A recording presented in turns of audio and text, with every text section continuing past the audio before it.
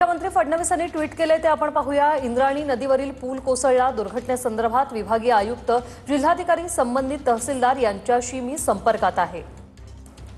तर काही जण वाहून गेल्याने त्यांचा युद्धपातळीवर शोध घेतला जातोय। घटनास्थळी एनडीआरएफला पाचारण करण्यात आलंय। मदत कार्याला तातडीने वेग देण्यात आलेला आहे। 6 जणांना आतापर्यंत वाचवण्यात यश आलेलं आहे। सर्व यंत्रणांना अलर्ट मोडवर ठेवण्याचे आदेशही देण्यात आलेत। 12 जखमींना रुग्णालयात उपचारासाठी दाखल करण्यात आलंय, अशी माहिती देवेंद्र फडणवीस यांनी ट्विट करत दिली आहे।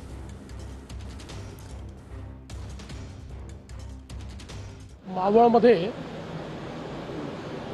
जो काही एक पूल तुटल्याची दुर्घटना झालेली आहे, आता मी विभागीय आयुक्त, तहसीलदार आणि पोलीस कमिशनर यांच्याशी बोललो आहे। आत्ता प्राथमिक माहिती एवढीच आहे की हा पूल तुटलेला आहे, त्याच्यामध्ये काही लोक जखमी झाले, त्या जखमींना हॉस्पिटलमध्ये नेलेलं आहे आणि त्यासोबत काही लोक अडकलेले आहेत। त्यांच्याकरता एनडीआरएफची टीम त्या ठिकाणी पोहोचते आहे, त्यांना रेस्क्यू करण्याकरता।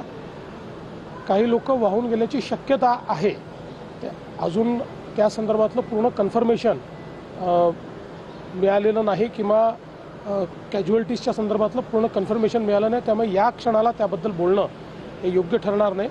पूर्ण माहिती याची मिळाल्यानंतर याच्यावर आपल्याला माहिती देता येईल। आत्ता प्रशासन तातडीनं सगळी मोबिलायझेशन करून आणि लोकांना कसा दिलासा देता येईल अशा प्रकारचा प्रयत्न चाललेला आहे।